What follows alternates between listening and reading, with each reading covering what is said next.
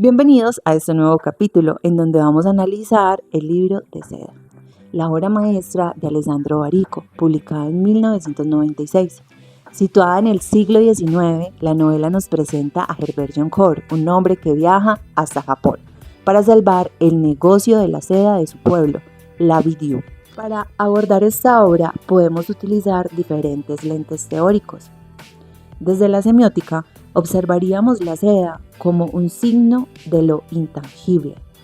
Desde la literatura comparada, analizaríamos el choque cultural entre la Francia de Flaubert y Japón imperial. Sin embargo, hoy profundizaremos un poco más en la hermenéutica, porque seda es, ante todo, una invitación a interpretar el silencio. La hermenéutica nos permitirá entender no solo lo que sucede, sino cómo los personajes y nosotros, los lectores, dotamos de sentido a una historia donde lo más importante nunca se dice en voz alta.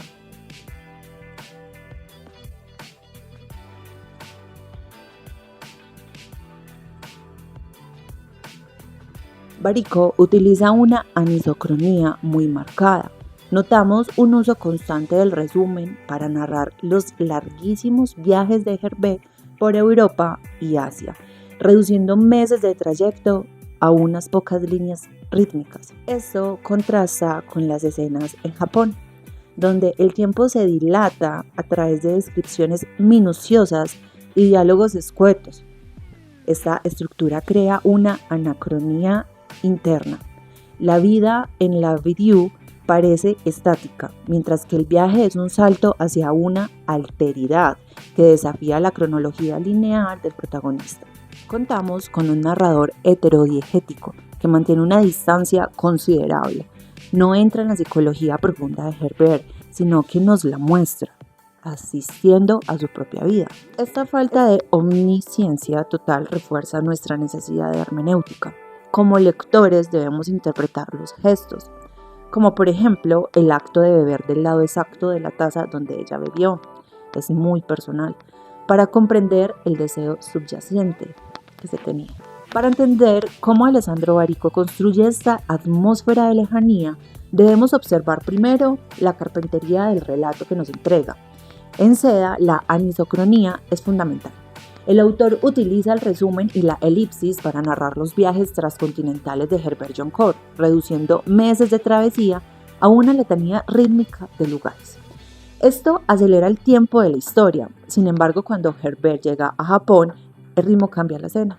El tiempo se detiene, se dilata, y la distancia del narrador heterodiegético nos obliga a observar a los personajes como objetos en un paisaje. No se nos permite el acceso total a su conciencia. Somos observadores de un misterio. Siguiendo a Hans Georg Gadamer, comprender no es un simple acto subjetivo de aprobación, sino un entrar en un proceso de transmisión donde el entender se manifiesta como una fusión de horizontes. En la novela, Herbert Joncourt no solo se desplaza geográficamente, sino que viaja hacia un horizonte cultural ajeno, el Japón del siglo XIX, marcado por silencios y símbolos que contrastan con su origen europeo y pragmático. Como afirma Gadamer, el comprender es siempre el proceso de fusión de estos horizontes presuntamente aislados entre sí. Bajo esta óptica, el silencio de Harakei y la mirada de la mujer no son vacíos de información, sino espacios que exigen que tanto el protagonista como nosotros, los lectores, pongamos en juego nuestros propios prejuicios para completar el sentido. Así la obra de Alessandro Barico deja de ser una historia sobre el comercio de seda para convertirse en un relato sobre cómo dos mundos intentan interpretarse sin llegar nunca a tocarse del todo. A este análisis vamos a sumarle la estética de la recepción del señor Hans Robert Jauss, quien afirma que la obra literaria no es un objeto estático que ofrece el mismo aspecto a cada observador, sino que se completa en la mirada del lector. Barico juega magistralmente con nuestros horizontes de expectativas. Al leer sobre viajes al fin del mundo, esperamos la acción o el romance explícito de la novela decimonónica tradicional. Sin embargo, la obra nos ofrece una aparente nada, provocando un desplazamiento del horizonte donde descubrimos que el centro del relato no es el viaje externo, sino la interpretación del deseo. Es precisamente esta distancia estética, el espacio entre la realidad cotidiana de Herbert en la Bidyu y el misterio inalcanzable de Japón, lo que genera el goce estético y nos obliga, como lectores, a convertirnos en parte activa de la creación del sentido. Finalmente, el análisis alcanza su cumbre con Paul Ricoeur y su concepto del arco hermenéutico, que nos habla de la mediación entre el texto y la vida a través de la refiguración o mímesis. Ricoeur nos enseña que el texto no termina en la última página, sino que se despliega un mundo frente al lector, el cual tiene la potencia de transformar la realidad de ese sujeto. En la novela, la carta es el motor de esta transformación, un texto dentro del texto que actúa como el corazón de la obra. Al descubrirse la verdadera autoría de esa carta, ¿quién fue Helen?, se produce el paso definitivo de la mímesis 2, el mundo del texto, a la mímesis 3, el mundo del lector, refigurando toda la existencia de Herbert Goncourt. Lo que él interpretaba como un deseo hacia un otro lejano y exótico en el Oriente, termina siendo una revelación profunda sobre la identidad y el amor en su propio hogar. La hermenéutica nos demuestra que leer Seda es, en última instancia, un ejercicio de autocomprensión. Como sugiere Ricoeur, no interpretamos simplemente un libro, nos interpretamos a nosotros mismos a través de la obra de Barico. Esta interpretación no se limita al texto escrito. Si expandimos nuestros horizontes hacia la literatura comparada, vemos cómo esta búsqueda de sentido se transforma en otros lenguajes. Para enriquecer nuestro análisis debemos observar Seda desde la literatura comparada también, específicamente a través de la intertextualidad. La historia de Herbert Goncourt no habita solo en la palabra, se ha expandido hacia el libro ilustrado y el cine, creando un diálogo entre diferentes sistemas de signos. Al comparar la novela original en la edición ilustrada de Rebecca d'Outremer, asistimos a lo que llamamos una traducción intersemiótica. Mientras que la prosa de Barico es minimalista y deja grandes espacios en blanco para que el lector los imagine, las ilustraciones de d'Outremer son detallistas y en ocasiones surrealistas. Aquí ocurre un fenómeno comparatista fascinante. La imagen no solo decora el texto, sino que lo interpreta. d'Outremer llena los silencios de Barico con texturas, colores vino tinto y composiciones que evocan una atmósfera casi soñadora, transformando la lectura en una experiencia puramente visual. Por otro lado, al analizar la película de 2007 dirigida por Francois Girard, el horizonte vuelve a desplazarse. En el cine, el no dicho de la novela debe convertirse en atmósfera cinematográfica.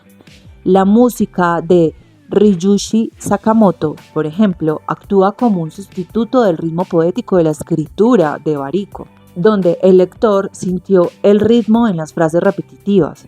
El espectador lo siente en la cadencia de la banda sonora y en la fotografía de paisajes vastos y solitarios. Sin embargo, surge una tensión comparativa. El cine tiende a fijar los rostros de los personajes, lo que a veces reduce la ambigüedad que la hermenéutica tanto defiende en el texto escrito. En conclusión, este enfoque comparativo nos permite ver que Seda es una obra moldeable.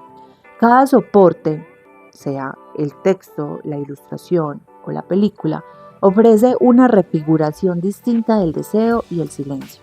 Estudiarlas en conjunto no es solo ver la misma historia 3 veces, sino entender cómo la belleza y la melancolía se traducen de un lenguaje a otro sin perder su esencia. Tras recorrer los diversos horizontes de la imagen, el cine y la palabra, llegamos finalmente al núcleo de la obra de Alessandro Barico. Es aquí donde la refiguración de lo que hablaba Paul Ricoeur cobra su sentido más humano. El diseño de la novela nos revela la verdad sobre la carta, transformando por completo nuestra comprensión previa de la historia. Descubrimos junto al protagonista que la voz más bella del mundo no habitaba en el exotismo de Japón, sino en la fidelidad silenciosa de Helen. En conclusión, el enfoque hermenéutico nos demuestra que Seda es una estructura de vacíos que solo el lector puede habitar y completar. Si bien la semiótica nos permitió identificar la carga simbólica de los objetos y la literatura comparada nos ayudó a entender la expansión del relato en otros medios, es la hermenéutica la que finalmente nos permite conectar con la melancolía de Herbert. ese dolor extraño de morir de nostalgia por algo que nunca se vivirá.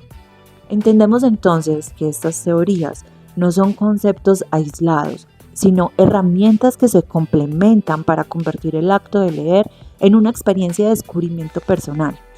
Al final, como Herbert Joncourt frente a su lago, nosotros también nos quedamos con el rastro de una historia que es a la vez presencia y ausencia.